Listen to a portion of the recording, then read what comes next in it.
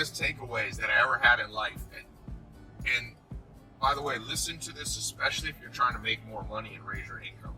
Scientists have studied the biggest factor, what makes people successful, not just with money, but in life in general. And there's a few things. This is part of kind of my 67 steps if you've never been in that program. But one of the things is awareness. And I'm not going to talk about that now. I've recorded on this what I learned about awareness. You know, I'm flying home now from the farm here by Joel Salatin, my first mentor. I'm flying to LAX. So we're driving to Washington, D.C. to catch a flight. But what I wanted to say is, number two, interchangeably as important as awareness is something called conscientiousness, and they kind of blur together. So in some ways, awareness is a subset of conscientiousness. So what I want to talk about 1 second is, if you want to make more money, you raise your conscientiousness. Not just work harder, not just get a better college degree, not just get a better diploma, piece of paper. Forget all that. I'm going to the core crux of the matter, the heart of the matter, the root of it. And some people are conscientious and some people aren't. And I've never met someone successful that's not highly conscientious, that doesn't have a superpower of conscientiousness. So I gotta explain this, because this is something they never teach in school. No parents really teach their kids anymore. They used to teach this 100 years ago, but it's zero. You learn algebra and dumb stuff that you'll never use in your entire life. Now, maybe you'll learn algebra. 1% of the population becomes engineers. The rest stop teaching calculus in high school. Have you seen kids nowadays? You think can think through life's problems? No. But here's what conscientiousness is. It's 4 things, and I'm going to add a 5th one. Scientists give it 4. I'm adding 1. Prudence, which means the ability to make wise decisions. Prudence. We all have that one friend that's an idiot. If they could have a choice between 2 options, they have a choice between dating an awesome person and an idiot. Oh, I gotta date the idiot. That's low prudence. There's a choice between 2 career paths. They pick the stupid one. They have low prudence. So that's the first thing. The second thing is what they call industriousness or diligence. That's working hard when you need to and not being lazy. It's easy to understand. The third one is organization. Organization is not just writing out a to-do list, it's putting it in order. I know a lot of people that write to-do lists and they're all randomly in order. The most important thing is last. So can you organize your day? Can you organize your thoughts? I think that's what the school system thinks math teaches kids. I was super good at math, by the way. It didn't teach me anything about being organized brain, really. Maybe a teeny bit, you get a 10% boost from being, but forget math. Get common sense and you'll be good. You can pay somebody else to do the math for you. You can pay an accountant. You think I do my own taxes? No. You think I build my own bridges? No. You hire engineers. So that's the third thing. The fourth thing, and this is a big one, is called perfectionism. That means do you double and triple check your work? You know, this world is full of people that just go, you give them an assignment, they do it, and then you're like, do you think it's done right? And they're like, yeah, probably. No, probably. Check the damn thing. If you're kind of stupid and no common sense, check it 30 times, because you don't have good common sense. You better double check more, triple check. When you get on an airplane, you know why there's basically no airplane crashes in the world as a ratio of how many flights there are? There's millions of flights and like 0 crashes. Simple. There's a system called Six Sigma that was developed. Big companies used to use it. Engineers used to use it. And Six Sigma says you only make 3 mistakes per million actions. And so how do you do that? That seems outrageous. How can out of every million flights there only be 3 problems with engines? Not even crashes, just problems. Easy. They create double, triple, quadruple checklists. When you get on an airplane, there's an airplane co-pilot reading off the list, double checking. They don't just take off. They go, all right, check the ailerons, check the landing gear, check the electric, check everything, and then double check it. Then people can't figure out why they go broke all the time. I can't. You're not a perfectionist. And also, though, just to be clear, prudence, which we talked about earlier, which is making wise decisions. There's a time when you shouldn't be a perfectionist. In fact, most people I know with low prudence, they're perfectionists about idiotic things. They'll have their nails done perfectly. Perfect. They'll have their eyebrows done perfect. Male or female, by the way. I'm not picking on one or another. They'll have their shoes shine perfect, but then their life is in shambles. I'm like, bro, why don't you just have your shoes a little dirtier, but an awesome life? And it's like, oh, what do you mean? Well, it's supposed to be a perfectionist, you said, Tai. No, perfectionist in important stuff. Like, be a perfectionist with making money. Double and triple check. I knew a guy at a nightclub, and he couldn't figure out why he never made money. I was like, bro, people stealing from you, your employees. I'm like, do you double and triple check? Do you compare the little clicker from your bouncer, how many people walked in the club, to how much money you took home? And if you're charging, we used to charge cover charge, if you're charging $20 and 100 people came through the door, did you ever go, oh, I should have $2,000? No, he was just randomly like, well, it'll all work out. No, it doesn't. It doesn't all work out. People steal from you, and you end up making $1,400 because $600 goes out the door to somebody. So, perfectionism. And then this fifth one. Now, scientists don't have this fifth one, but I've talked to some scientists because I think the fifth one is awareness. So here's situational awareness. Let me give you an example. This is funny. Joel Salatin, my first mentor, I don't know if we had a little clip of him earlier. This is an amazing thing about Joel. I swear I should make this his own video. So, Joel is the most situationally aware person. He's not daydreaming. He's not, he's not planning 33 years out from now. He's paying attention to what he's doing. Now, I've had this save my life before, especially working around heavy equipment. I've had people almost killed that I bring from the city to a farm because they're not situationally aware. We're putting up huge 8-foot, 300-pound posts, and they're like looking at their phone, and we have a little, like a winch holding it up, and the winch unsnaps, and the pole comes, and I'm like, oh my God, pay attention.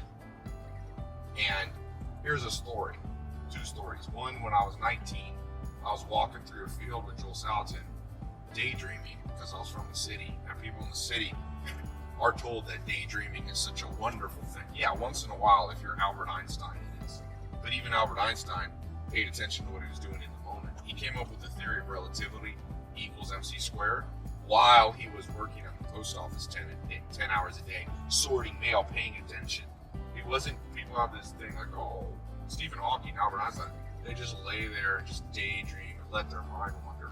Yeah, sometimes, but not all the time. So I'm walking through this field with Joel, I'm like, la, la, and I didn't notice there was a gate open and all the cattle were getting out. I'll never forget this. He turned to me, kind of jolted me. He raised his voice like, oh, I was like, what?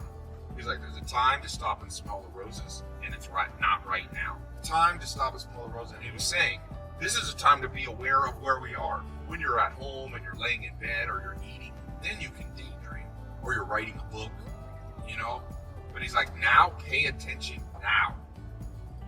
And that one thing that I learned from him, I would say is responsible for more of all the money I've ever been able to generate with my businesses and in life. It's responsible for 60% of it. That one lesson right there. Pay attention. And Warren Buffett, second or third richest man in the world, he says, put all your eggs in one basket and watch the basket. Watch the basket. And the basket is your life. It's your business. It's your career. It's your friendships. Watch it. You know how many people are just like, oh, life will work out on its own? No. There's a universal law. You remember this from physics. You had law of thermodynamics, all this entropy. That means over time, if you have a house and you don't maintain it, you don't paint it, and you don't fix the roof, if you come back in 20 years, it's worse, not better. There's never a house in history that's been standing there, someone abandoned it and came back 20 years and like, you're not gonna believe this. There's a deck on here, new cabinets. No. New furniture, no. Entropy means that you have to inject energy, your own energy, to improve things. And so when you're not situationally aware, you're not conscientious, you're not organized, you're not diligent, you're not a perfectionist, You're not somebody who is prudent. You're not industrious. All these things. Guess what? Your life gets worse and worse and worse and worse, and then you can't figure out why your happiness is declining. Your income is static. You're stuck in the same dead end. I can tell you why. Joe Salazar told it to me at 19. You're not watching the basket. You're not paying attention. That's 99% of the world. Another way of saying this is what Sam Chupp. I went and lived with the Amish, who are also very situationally aware. They're connected to the land. They pay attention to what they're doing. And Sam Chupp told me, he said, there's 3 types of people in the world. One makes things happen. The second watches things happen. The third wonders what happened. And he said that kind of with a twinkle in his eye and a little joke, and I realized that's the entire world, the third one. It's okay to not always make things happen. Sometimes you gotta watch other people teach you. But that third one should never happen to you. Never wonder what happened. Andrea never get a ticket and be like, oh, where am I flying? Look at the damn thing. It has the letters right in there. Pay attention to detail. Then you figure it out. It's literally a 6-year-old lesson that almost every adult in the modern world has to be taught, because the school system and how people are raised without any community, without it. Most people are raised with parents.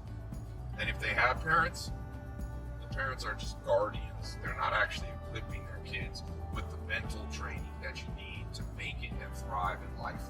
I repeat that. Most people are raised by wolves. That's what I always say. It's like wolves, like if you were left Mowgli, you're left in the jungle and you have like these wolves, they protect you from predators, drugs. Like most parents, they keep their kids from, doing drugs, and they keep their kids going to school. They keep their kids not just eating Cheetos all day, like basics. But that's what a guardian does. You might as well be at an orphanage for that.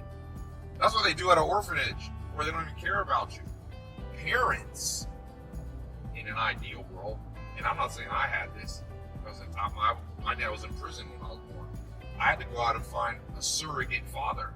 Guys like Joel Salatin, mentors, people like Sam Chupp, and they're the ones. But you have to go seek them out, because they ain't gonna seek you. You think other people are sitting around going, who can I mentor? Hell no. When the student is ready, the teacher will appear.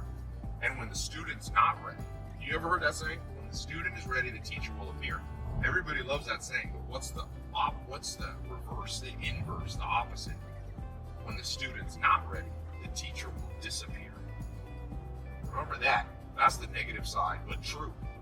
The teachers leave when the student's not ready. So you better make yourself ready for this, what I'm talking about now. Be conscientious. Be that person that's reliable.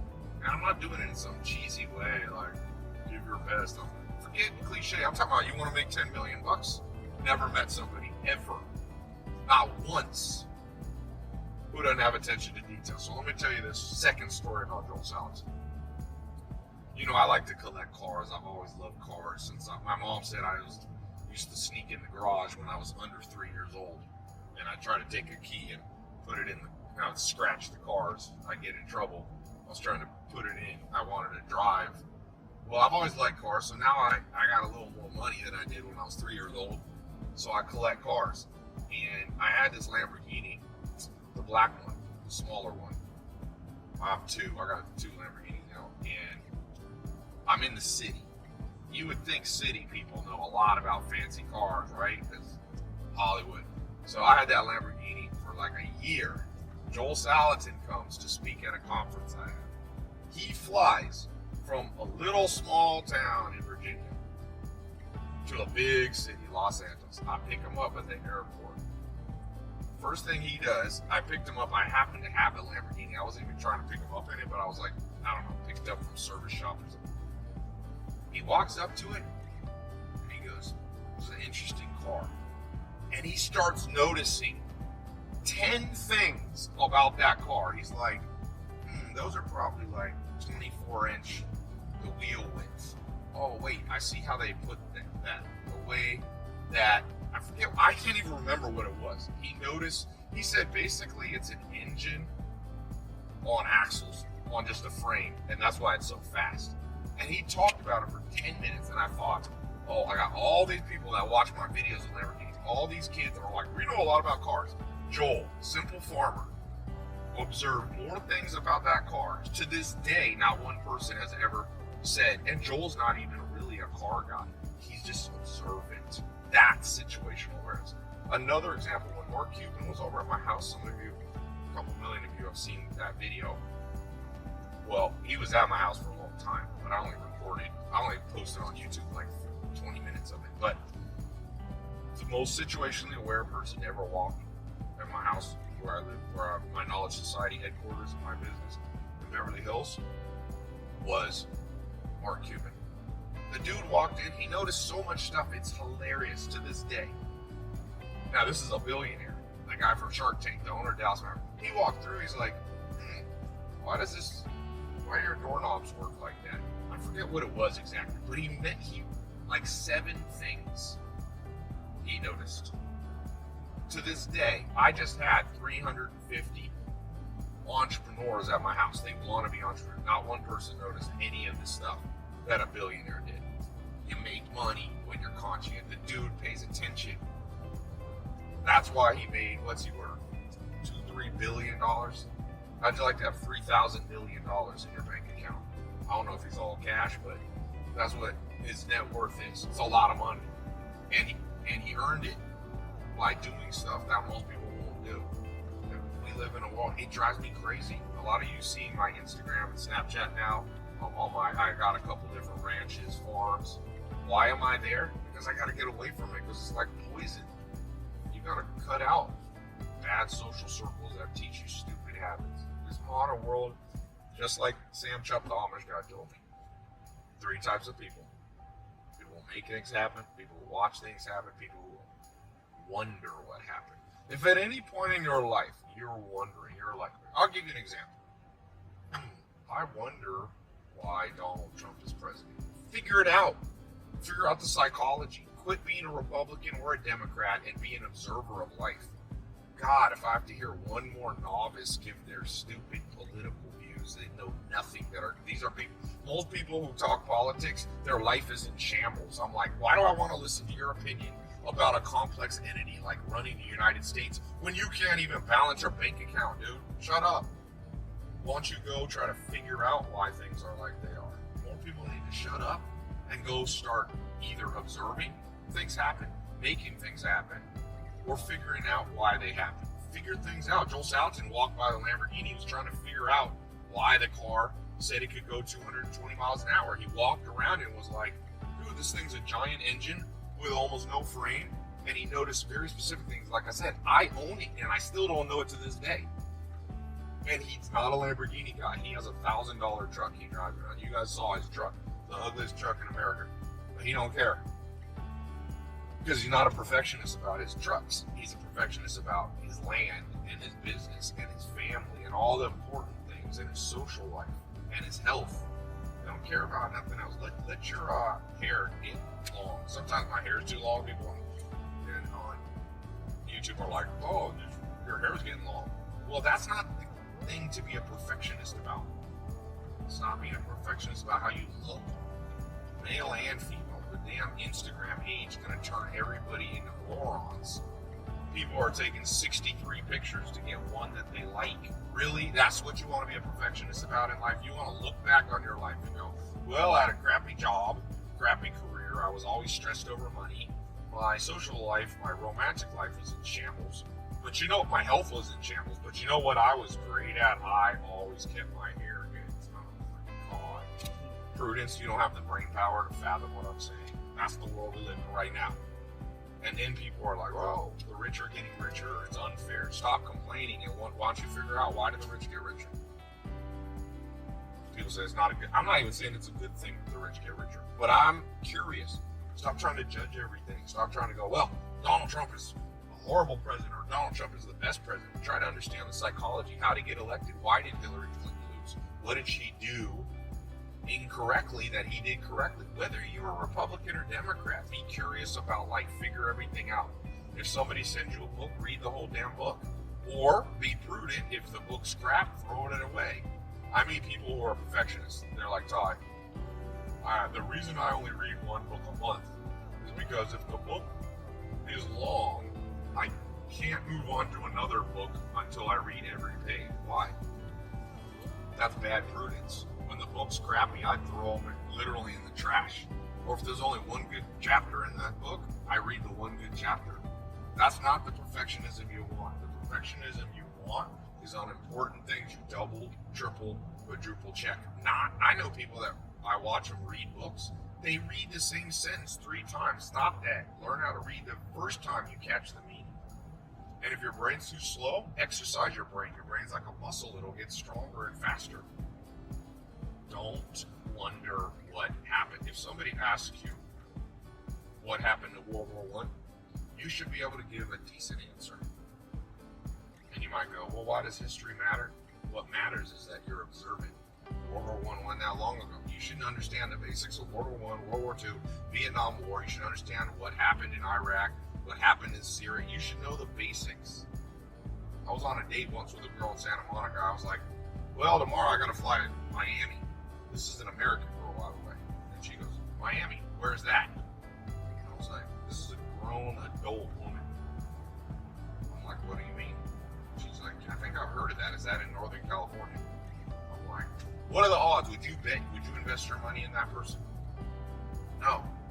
Always think this way when you're trying to figure out the characteristics you have to develop. This is mental toughness. This is mental. People talk about, you got to have the mentality of success, but they always have stupid things like be positive all the time. That's not a mental state that makes you more successful. Being a realist is better than being an optimist or pessimist. I don't know why. I've been trying to tell people that for years, and it's like, it doesn't compute. You have 2 schools of people in the world. They're either hyper pessimists, like, oh, the world's so bad, the rich gonna tear from the poor, and Donald Trump's president, and everything's bad, so they're like that. Or they're like hyper optimists, like, Tai, I will be a millionaire. I'm an idiot now, but I will envision it. I've spoken it into existence. It will happen. Really? Then you're fat and you're going to be like, I will speak skinniness into existence. No, you won't. You'll go to a damn gym. You'll get a personal trainer. You'll get a mentor. You'll get social circle right, where you're around people that go to the gym, so that there's social proof and social pressure on you, and then you'll get in shape. It's not pessimist. Some people are, oh, I'm almost fat, but no fat, I'm just big bone. No, forget that. Stupid. And we live in a world that reinforces stupidity, and then people can't figure out why they don't like their life. Depression is functional most of the time, not always. Dr. David Bless taught me, he's like, there's multiple reasons why you want people to be depressed sometimes. Depression teaches you don't do the thing that made you depressed before. Just like sticking your hand in a fire. Would you want to turn your nerves off? So I asked my grandpa, so when I was 5 years old, he died a little bit after that. He was a scientist. I said, Grandpa, why do we get hurt? And he said, you have nerves all throughout your body, and it connects to your brain, and it makes this almost like an electric shock. It's not an electric shock, but it's equivalent. And I was like, well, why don't we just turn them off? Then we can be happy. And he goes, no, that's what leprosy does. There's a disease. When I was in India, I went to a leper colony. They lose the nerves. And guess what happens when you lose nerves? You start bumping into things. You start putting your hand on a fire. That's why most of them lose part. Like in India, there's people with no nose, no fingers is a common thing. Leprosy is more complex than this, but that's one of the things that happens. So we live in a world where people are trying to like, don't be depressed. Don't have regrets. You hear that, no regrets. What do you mean no regrets? No regrets? Then how do you learn anything? It's a stupid piece. It's like turn off your nerves. Regrets are the mind's emotional nerves. Now, there are people that are hormonally or chemically imbalanced, a percentage, but it's not most depressed people. Most depressed people, it's a continual signal from your brain going, you're living a crappy life. Switch your job, switch your career, switch your social circle, move, take action, stop procrastinating. And most people just ignore it, but the brain keeps sending the signal. And I'm not a psychologist, but I'm telling you that Dr. David Buss is an evolutionary psychologist. Harvard professor, now University of Austin, who wrote the textbooks. I got that word straight from him. He knows what he's talking about. I'm regurgitating what he said. So don't try to argue with me on this. I always get people arguing and go, oh, most depression is because it's not their fault. Well, I mean, nothing's our fault. I didn't ask to be born. My mom had me. So I guess I could just say everything. I'm like, it may not be your fault. It may be someone else's fault who did something wrong to you. I get it. But if you don't fix it, you still have a crappy life. And whoever caused the problem, they definitely aren't going to fix it. So you could blame the U.S. economy. Oh, the government's making my life worse. I had a relative like this. He was a little lazy. He didn't have a job. He was broke. And he goes to me, well, I said, why don't you get a job? He goes, I can't. The government he is a conspiracy theorist. So I'm like, well, okay, let's say you're right. Let's say it is the government that's holding you back. And you hate your life now because you're broke under financial pressure. So I go, so as far as I can tell, are you waiting for the government to fix it? Because you just said they're the problem. That's like going to a doctor. They screw up the surgery. You're like, oh, I'm in pain. And I'm like, what are you going to do about it? Oh, it's that damn surgeon. Okay, what are you going to do about it? Oh, I'm going to go back to the same surgeon. I'm waiting for that surgeon to fix it. That surgeon ain't going to fix it. If he's stupid enough to leave the utensil in you, go back to a different person. I wouldn't go back to the same doctor. There's doctors that don't pay attention. They chop people's wrong foot off in surgery or, remove the wrong organ. I wouldn't go back to that person. So if you blame the government for your financial problems, or you're basically blaming the education system, which, by the way, is to blame, you can't expect it to fix it. People hate the modern education system, and then they go to college, which is the modern education system. And sometimes it works, and a lot of times it doesn't. So I'm like, why would you go back to the same? Albert Einstein said, you can't solve a problem with the same mentality that created the problem. Einstein, the dude was smart. Listen to him. Forget what I'm saying. I'm not as smart as him. You can't solve. So if the education system caused your problem, you have to go outside of it to fix it. That's why I went to mentors instead of college, because I had already gone to high school and I realized I wasn't equipped with all the life skills and the mental skills and the financial training and all those things that I needed to make it in life. So I didn't know about habits. How come the school doesn't teach about habits? All your life basically hinges on habits. There's a great book on this called The Power of Habit. And it's a scientific book, but I can summarize it for you. Basically, the quality of life is based on your habits. Your brain is created or adapted to quickly fall into habits for a good reason. There was a guy, I think it was in the 1800s, he had an accident. He hit his head real hard, and he destroyed the part of his brain that could form habits, good or bad. He couldn't form a habit. And he had the worst life because every day he would go put his shoes on, for example, look down at his shoes and go, well, do I do the right one or the left one? And he had to spend 2 minutes thinking about it. Normal people who don't have brain damage, we create a habit. You probably don't realize it, but you have a habit problem in how you put your shoes on. Maybe you put your right, and that's a time saver for your brain, an energy saver. It saves glucose. Glucose is the sugar in your brain. Your body wants to conserve it. So we're adapted to quickly fall into habits. So all of your life quality or your life suffering is around mental habits. That's why two people can go through the same bad life and one thrives and one fails because of the habits that they form. And so everything I've talked about today, like to be aware, that's a habit. Joel Salatin's not just aware when there's a Lamborghini. He's aware when there's a huge post about to fall down. He's not daydreaming, going, oh, I wonder, life. Like they said, enjoy life and smell the roses. Yeah, smell the roses until you get smashed. No, smell the roses when it's time to smell the roses. And focus on now when it's time to be in the now. And the only people that kind of talk about this are like Eckhart Tolle books like The Power of Now, where I meet people going, oh, I meditate to stay. That's not what it means, by the way. Situational awareness. I know more weird people that meditate. Now, I do think meditation is good, but it ain't gonna fix as much as people think. It helps some people.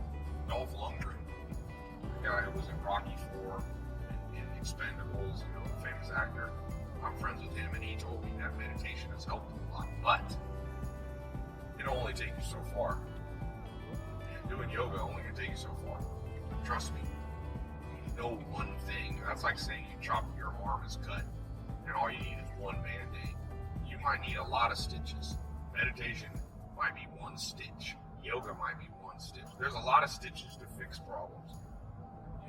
I cut my eye once playing basketball. A guy slammed into me. I took a charge, and I forget, it's in my eyebrow. My hair still didn't grow back in part of my eyebrow. I got like 25 stitches. The doctor wasn't like, one stitch. It's a big cut. You need a lot. So people people aren't aware. They go, well, I meditate with Headspace app, and I'm going to solve all my crazy problems. No, you're not. That's one stitch. It's a good one, but it ain't enough. You got to do 20 things to fix these problems. So, practical takeaways. Be curious about everything. For example, here's a test. I'm going to test you right now. Listen to this. Most people, and I'm assuming you look at your keyboard on your laptop or your computer a lot. Okay?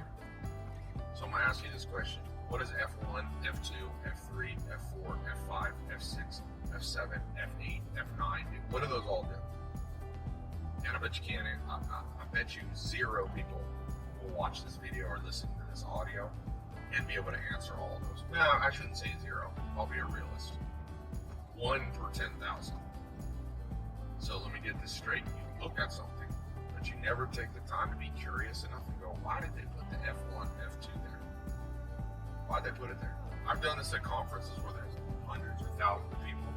And I see people Googling it to try to look smart, but nobody knows the answer right away. What's F5 do? What's F6 do? Their keyboards on people use their keyboard freaking 30% of their entire life, and they don't know shortcuts. They don't know how to switch tabs. They don't know how to close. So, the practical thing, pay attention, be curious, be a perfectionist when it's called for, and be smart with decisions and know when it's not called for. I'll get over here and say, only 6 miles. Pay attention to now. Don't listen to the orthodoxy that tells you you are a little flower and everything's perfect and you are a unique sun petal or whatever damn green snowflake and all life will just magically work out for you. Entropy, baby. Law of the universe. You know what's more important than your mom cuddling you and giving you false advice? Don't cross the laws of the universe. Ever. If you want to set up a guarantee for a bad life, be like, no, law of gravity doesn't apply to me. When I was a teenager, this girl I know at my church was dating this whack job guy. And the dude was trying to show off to the girl I know. I won't say her name in case she's listening. So he climbed up a telephone pole to show off. He was a little drunk, I think.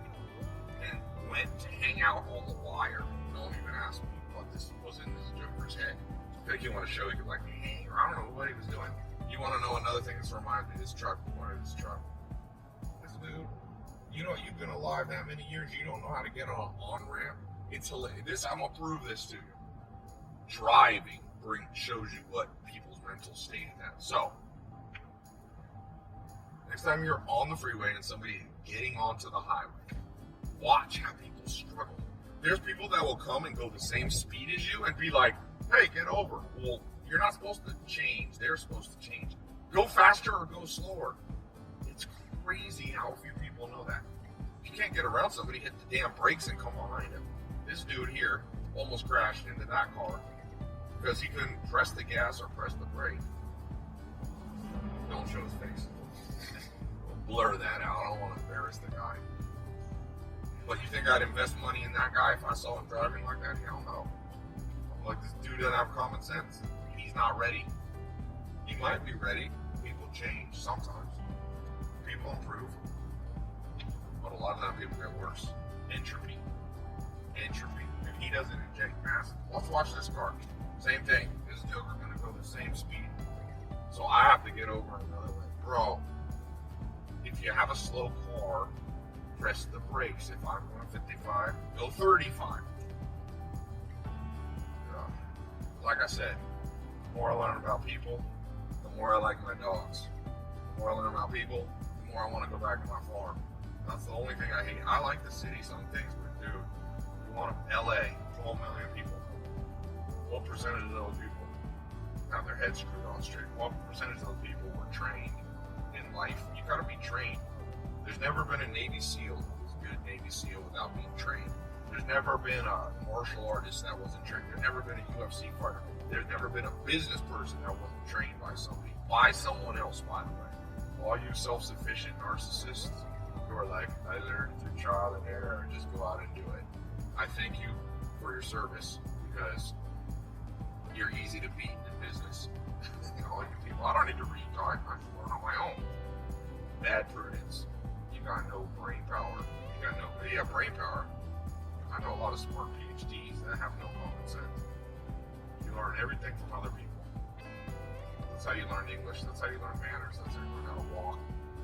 You observe others. Then you ask some questions. Then you learn by osmosis. Driving. Boy, driving tells you everything. Go drive in LA. Okay. Everything's a microcosm. Everything small is like a microcosm of the big. If you want to understand why Donald Trump's president, beat 100 Americans in states where he won.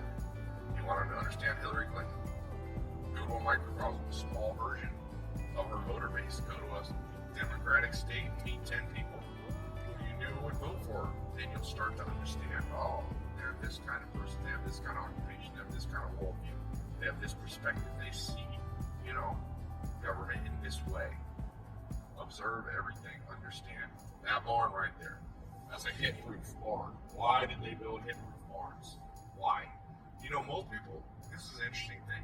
I'm not that religious, but there's a lot of wise things in religious books, scriptures, secret documents. And one of the things that I remember is Jesus Christ said, in order to get eternal life, in order to get the kingdom, okay, you have to be born again.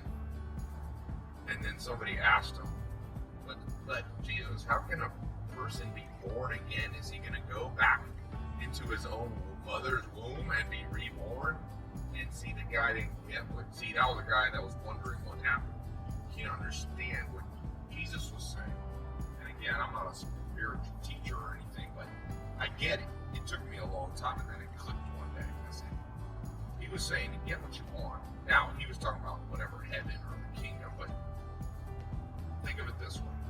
To get this prize that you want, and everybody has different goals. To get the goal, you have to be born again. Now, you have to be like childlike. What does it mean to be childlike? What does a little 3-year-old ask you over and over? Why? Why? And most parents suppress that in their kids. They're like, don't ask so much why. Don't say that to your kids. Encourage your kids to say why. Because the person who says why at the right time, there is a wrong time to do it. Like when somebody's, on an airplane, you don't turn to people next to you and go, why is this plane in the air? Why am I sitting? But notice everything. You notice that this road right here, it's crowned in the middle. You know why it's crowned in the middle? Because it rains a lot here on the East Coast, and the water that way runs off. If you don't crown it in the middle, it'll pool in the middle, and you'll get puddles. Why? Sometimes I've asked myself, why is that grassy median right there? Why? That looks like it's about 30-ish feet, maybe 25 feet. why they pick 25, and in some places it's only 2. Pine trees, right there in front of me. Why are pine trees not lose their leaves in the winter? And regular trees do. I can name every tree in there. People drive by trees, ask what they are. It's because I went through a point in life, I was like, I'm gonna find out what every tree is. Those willows trees right there. I can also name almost all those grasses. Those are sedges right there. Those ones sticking up. That little thistle right there. There's fescue and orchard grass and plantain and burdock, and that's a sumac tree. Pay attention. It doesn't have to be just about nature. That's how you make money. That's how you also impress people. People always ask me, how do you get a mentor? Don't be stupid. First rule. When the student is ready, the teacher will appear. And when the student's not ready, the teacher will disappear. So if you're stupid, and here's the definition of stupid, I'm not talking about book smart. I'm talking about if you drive by the same thing every day of your life and you never ask a question why, that's a locust tree. It's a legume. Do you know what a legume is? People should know what a legume is. You eat them. Beans are legumes. Why are they important? They fix nitrogen from the air. Understand, pretty much, don't wonder what's going on in your life. Like I was telling earlier, why do the rich get richer? Because most people look at that as like some conspiracy theory. No. 2,000-year-old principle. Jesus Christ said this 2,000 years ago. He said, the person who has more will be given to them, and the person who doesn't have even what they don't have will be taken away from them. Now, I'm not saying that's good or fair. Forget good or fair. It's the way it is, damn it. Is it fair that a lion eats a sick antelope and the antelope doesn't get to go to the hospital? Because I don't know, where's all the damn people complaining about that? That doesn't seem fair to me. But we don't live in a world that's fair. We live in a world that has a natural progression and natural order. I'm not saying you shouldn't help the poor. I think you should. I'm not saying you, the rich, just get rich and 10 people should own everything in the world and everyone else should be serfs. No, but I also know this. Who the hell are you complaining to that the rich are getting richer? If you're mad, the rich control government. So you're going to appeal to government that's run by rich people to make it so rich people won't stay rich? Come on, man. Do you think rich people are going to vote themselves worse taxes? No. No. They're going to vote themselves better taxes. And there's some countries that pull it off, socialist countries, Sweden, Norway, Europe. But if you're in Europe, be like, wait a second. We're not like America, and everything isn't perfect. So maybe the problem, maybe socialism doesn't fix everything. I mean, people speeding or whatever, people are like, just gun control, controversial subtopic. Quit picking sides and really research it with an open mind. I'm not going to say, I don't want to influence. I have my opinion, but try to research it. Don't just pick a side. That's a mental laziness habit. Low diligence levels, meaning low diligence, going back to conscientious, means you won't look into things multiple steps. So if things are not working for you, you'll try once, but you won't try again. If you can't figure out why the rich are getting richer, figure it out. If you're trying to figure out gun control, don't read one article. Read books by both sides. Call up the NRA. Be like, yo, this seems crazy. Am I missing something? And if you're a gun rights person, call up the anti-gun people. Wouldn't you rather live in a world where people look at both sides before making stupid decisions? All right, people. I had somebody the other day, so I won't say who, go, well, it's my opinion. You should respect that. Why? Do you think opinions should be all respected? Should I respect the 9/11 bombers' opinion that they should blow themselves up? Hell no. Should I respect that? Why? Opinions mean nothing. You should respect what's true, and that's all that matters. And the rest is just noise and freaking static that ruins everything. No. Stop thinking your opinions are valid. Earn the right to have an opinion. Charlie Munger says, you should not allow yourself to have any opinion that you can't argue the other side better than the other side can even argue for themselves. So you shouldn't be able to be anti-gun control in his opinion.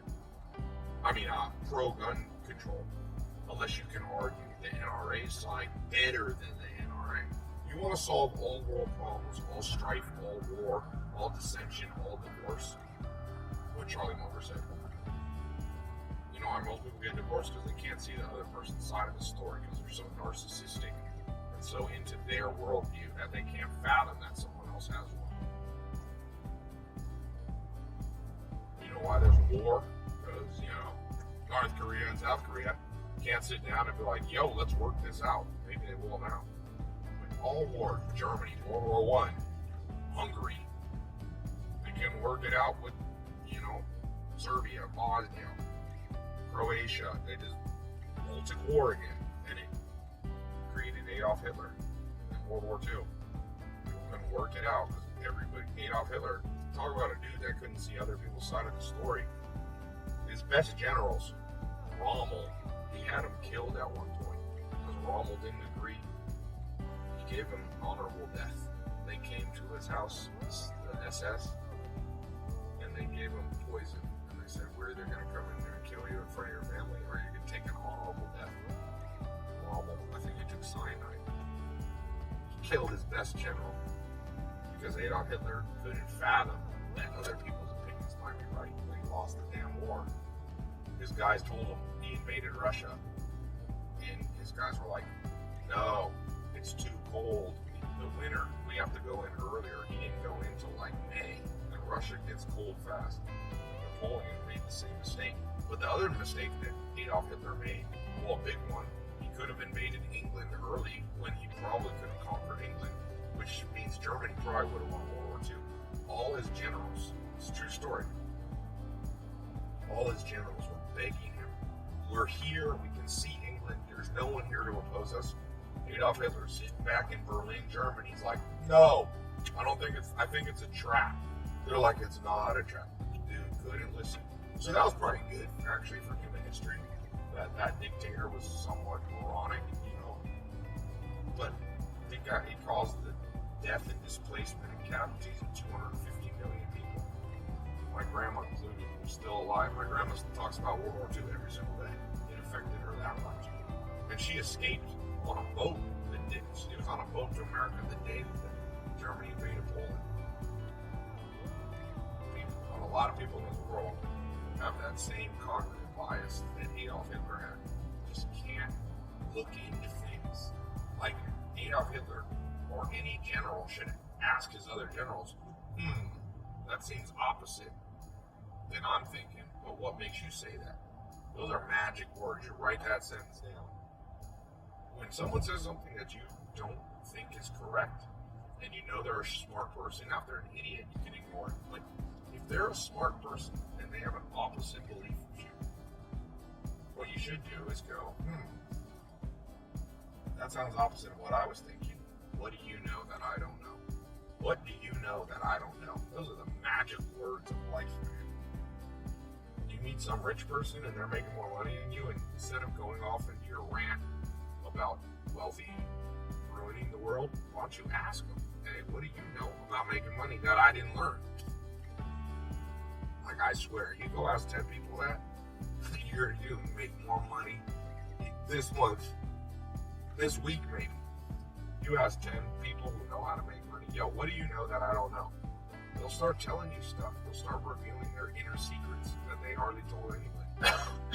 Ask, and you will receive. Seek, and you will find. Knock, and the door will open up. Don't be stupid, I guess is what I'm trying to say in this whole video. Don't be stupid, and then everything gets fixed. And it's not book smart or book stupid. I love books. That's not the determinant. That's not the driving factor. The driving factor is your mentality. Your mindset, your worldview determines everything. That's why two people can be born into poverty and one rises out and one doesn't. That's why, I read a book once that blew my mind, and it was Helen Keller's book. Let me just explain this lady's story if you forgot. Helen Keller. Now, I know I wasn't born into a great situation. My dad was in prison, my mom was a single we're in kind of a rough part of Los Angeles, Long Beach. Helen Keller is born. She can't hear. She can't see. She can't speak. Okay. 3 big things: hear, see, speak. She's born basically. When she was 18 months, she had a fever, like meningitis or something. That's what caused it. She's in.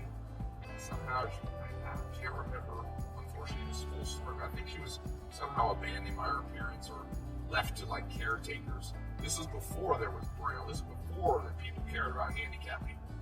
Now you have a lot of support for handicapped. We're talking, 1800s.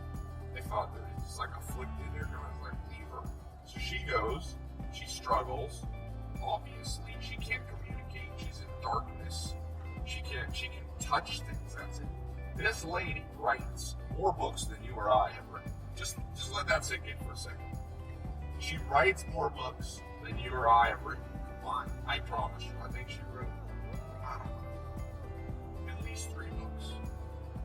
She can't see, hear, or speak. She created her own language called Braille. And then I meet people who are like, oh, you don't even know what I've gone through. I'm like, bitch, have you been through what Helen Keller went through? No? Okay, well, she rose up out of it. So shut your mouth and go do stuff. That's what I feel like saying. I don't always say that. And to myself, I say that too. Sometimes I feel sorry for myself. I'm like, Tai, don't be a bitch of your own brain. Helen Keller wrote 3 books and couldn't see. What's your excuse? What is your excuse? Just ask yourself, in light of those new circumstances, what are you complaining about? What's wrong? Your mommy didn't tuck you in enough? The government didn't send you a big enough check of other people's money that earned it, and they're not sending it to you? Oh my God, tragedy. Forget Helen Keller. We should put you a damn pedestal and be like, no, you want to know true suffering? Let me show you true suffering. This person here. And some people, I'm not downplaying trauma. I've had trauma in life. I've had BS happen to me in childhood and growing up, and you probably had it. I'm not downplaying that, but I'm a realist. It ain't as bad as Helen Keller. Would you trade with her and be like, all right, no trauma, but no eyesight, no vocal cords, or I don't know if she had vocal cords or something wrong, and no hearing? Would you trade? No. She had that's about as much trauma as you get. People, it's funny too, people complain how unfair the world is and that the rich are getting richer. They never think that they're actually rich compared to the 40 million kids in India. Where are you giving your money? Who you get? Did you send a check to Indian kids? No, but you're complaining about how unfair it is for you. If you make 30 grand, there's a lot of people in India who make $14 a month. So $14 a month, they make roughly $250 a year. Okay? $250 a year. So if you really cared about how unfair the rich and the poor is, you're rich. If you have an iPhone or a laptop and you're watching this, you're rich. So before you complain about the rich, why don't you do a comparative analysis and start sending checks to AIDS orphans in South Africa or in the southern part of Africa? There's countries in Africa where there's little kids, and that ain't their fault. Little kids are innocent. They're born, you got countries where you have 30 to 50% HIV rate. I don't see all these people. So I said, stop complaining, do something. Stop complaining. I meet all these people that are like environmentalists. I don't see you on a farm. Really? You really care about the environment? Buy a damn piece of land and go fix it. That'll take hard work though. That's a lot harder than yabbing your mouth. You're a vegan and you don't think there should be, animals? We'll go grow a huge garden and go feed your whole block with good vegan food. Then I'll respect you. What do I have to respect you just because you have an opinion? I'm not saying what's right or wrong. I'm just saying you're vegan, you're an environmentalist. I don't see you out there. Go pick up trash on your street. How many vegans in LA that I gotta be around? And no offense to vegans. I know great vegans and I know annoying ones. But I know great meat eaters and I know annoying ones too. But I'm just saying, if you have a heavy stance on something, back it up. That's what I mean by don't be stupid. Do you have any situational awareness? If you really care about the environment, driving even a Prius ain't good for the environment either. You think the solution to improving the land is we should just drive Priuses around? It's still burning gas. Ride a bicycle then. That makes more sense. Ride a bike. Ride a bike everywhere. Then I'll respect that environmentalist. I met a guy once, his name was Evan Hoss. He came and visited the Amish. He believed that the system was corrupt, that oil was being done by large companies exploiting countries for oil. So he refused to get in any car, any vehicle, any mode of transportation that had gas. He walked from Massachusetts to Virginia to meet where we were. I respect that guy. He has a strong opinion, but he backs it up with action. He doesn't just babble and sign online petitions. Oh my God. The work and the struggle of all those people who sign online petitions. I'm not saying you shouldn't sign an online petition. I'm just saying, you think you're going to solve a world problem by online petitions? Things that are easy don't change the world. Mahatma Gandhi wanted to end British colonialism in India in the 40s when he was assassinated, late 30s, early 40s. And you know what he did? He said, none of us buy any clothing from England. But they said, but there are no clothes to buy. He said, then make your own.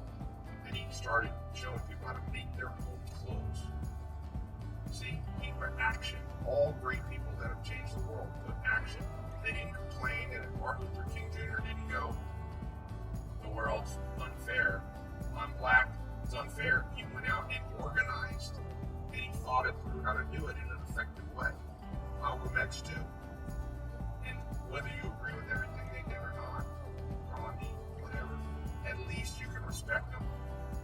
You know, it takes a lot of guts to do what those people did, fight the system. They didn't sign online petitions that someone started or forward an email chain. What'd you do for the cause? I went to my laptop and I pressed my mouse here and I pressed forward and I forwarded it to 10 friends. I mean, that's kind of good, and I'm not saying that it's not good to spread messages, but it's not the core solution. It's a band-aid. It's not going to solve the main problem. You're going to have to do something for real. Don't complain about you hate your job, just quit it. That's what you do. Just quit. And people go, I can't, I might go broke. Well, then go broke for a little while. Take the pain, and then go, I'll never get in that situation again. Get depressed. It's good. You should be depressed every once in a while. In fact, I read a book after getting the name of this. He's a scientist who studied brain, mental habits. I think it's on my website. I'll try to remember. But he said you should be sad and depressed about 25% of your life. 15 to 25. Because if you're depressed and sad less than that means you're not learning from your life lessons. And if you're depressed more than that, so that means, like, you know, one day a week shouldn't be the greatest day of the week, but it should be a learning day. Maybe you're under stress because you're in a group where you're the dumbest person. That's stressful. Once a week, be in a room where you're the dumbest person in the room. Because it's the only way to learn. You have to be dumber than the people around you. That's how you get smarter. Once a week, be in the gym with somebody so much stronger than you that you're fully intimidated and you're very looking at your body like, yo, what is wrong with me? Like, yo, I'm fat, I'm out of shape. And if you're in great shape, find somebody that embarrasses you. You want to make $1 million? Find somebody who would be embarrassed to make $1 million in a year and spend time around them. And then you'll learn. Law of 33%. It's a video I did, a TEDx talk that I did a couple years ago. Everything that I'm telling you in this, you're not going to learn in school, but it's so common sense that it's impossible to argue with. And I'm not saying because I said it, I'm taking a lot of these principles I've learned from my mentors. So if you argue with me, you're arguing with a lot of smart people. You're not just arguing with me. And I'm not saying I'm always right, but I'm saying so far in my life, I look back at the core principles I learned from people like Joel Salatin, Alan Nation, you know, or situationally from guys like Mark Cuban. I can't think of a time that those core principles were ever remotely wrong. And I can think of thousands of instances where they're right. So stop fighting this kind of stuff. Just go, yep, that makes sense. I'm going to do it. I'm going to simplify. I'm going to start paying attention. How far apart do they put the I-beams on that bridge? It's a great way. It's literally look at everything. You know, What's RES do? Don't be driving in a car that you don't know what the buttons do. Next time you're on a web page, click every button. You go to Amazon. Today I was buying something on Amazon. I went to my account and I just started clicking through all of them because I was kind of like, I wonder what all these do. I just wanted to know. That's what you got to do. Just check every one. Every single one. We'll get off here and grab some food. Everyone. If you got a boyfriend or girlfriend who broke up with you, don't just cry. Make a list. Be organized. Who I think are the 7 main reasons that they broke up with me. Oh, okay, I was too jealous. I was too controlling. I was too annoying. Okay, then buy a book on all those subjects. How to be less jealous. How to be less annoying. Ask 10 smart people who aren't annoying. Yo, I think I just got broken up with by my ex because I was annoying. How can I be less annoying? And then do what they say. Literally, do what they say. Do what they say. And then if it doesn't work, ask 10 smarter people or more common sense, strong people, not just smart. North 17, sometimes when I drive on roads, I pull up the Wikipedia for the road. 42 is a road that runs through 2 of my farms. And I was like, what's the origin? I remember Googling it. It was interesting. It made my life more rich. When I drive down the road, I understand it. Understand that Jeep right there. Who owns Jeep? How much revenue does that company make? You want to make more money? Start figuring out company. How much does Jeep make? Who knows off the top of their head? No stuff. 4x4. Why is 4-wheel drive better? Do you understand the physics? Google it. Here's the sad thing. Everything I'm asking you to do used to be hard to do, because you used to have to go down to the library, check out a book, and find this out. Now it's on Google and it's amazing. Now there's Google and people know less than they did before Google. They really do. I think maybe it's just like, you're like, oh, I don't need to know anything, I can just Google it. Well, you have to hold some stuff in your brain as the raw materials to making smart decisions. If everything's on Google, you don't have enough in your subconscious. Fill up your subconscious with understanding the world. Understand right there, why in that flat area is the soil better than at the top of the hill? Why do locusts grow so much in Los Angeles? In Virginia here. The speed limit 55 is actually interesting why they set the speed limit at 55. For every 1 mile an hour you lower the speed limit, this many thousand people less die. So in the world, we basically make a compromise. We go, we'll set the speed limit to 55, knowing that more people will get killed every year, but we're more productive because we can get where we need to go. So it's interesting, there's whole people who devote their life to transportation and going, should I set it to 55? And sometimes they'll set it to 65 and 70. Understand why it's that way. If you see a movie, go to Box Office Mojo, find out what the budget is and how much revenue. Don't just be like something like, oh, I'm in my fantasy, figure out the business behind it. That trucking company, Purdue. Why does this company right here control more food than almost any company in America? Purdue started in 1920. Google it. They have a freaking Purdue.com. And people go, Tai, I'm too busy to do all this bullshit. You're too busy to make money? This is how you make money. When I meet people that don't know stuff too much, that they're like a deer in headlights and they're like, oh, I know they have no chance to get what they want, which is a sad thing. It's not like I take it happiness. I'm like, damn, I feel bad for this person. What's wrong with them? Why do they put those little markers on the side? Easy to figure out. Wakes you up. How much weight can that Foster's truck hold? I just had 2 trucks bring me compost. Each of them held, I think they held 79,000 pounds when you counted the truck. 80,000. You know why 79,000 pounds? Because there's laws in Virginia that you destroy the roads when your truck is over, I think 40 or 45 tons is the most that a truck does. This is all information. And you could hold my brain. I'm smart, but you can hold the information too. You're probably smarter than you think. You just just got dumbed down by the system. It's a walnut tree. Why do walnuts grow here and not pecans? Frank was asking that. Pecans in Virginia, the part of Virginia that's up in the mountains, it doesn't have enough BTUs. Why are BTUs important? They're heat units. And they determine your growing. You need a minimal amount of BTUs. That's why you can't grow certain things here, like oranges. That's why corn grows better when it has a lot of moisture and a lot of heat. It has a big leaf. You should understand. By the way, start with biology, because biology is the fundamental of life. And I don't mean biology books, weird stuff. I mean like actually understand the common sense thing. Why is there kudzu on there? Where did kudzu come from? And you know what's weird is if I have this conversation with 99% of planet Earth, it's like I'm speaking another language. People don't know what tare weight is. That's tare weight on there.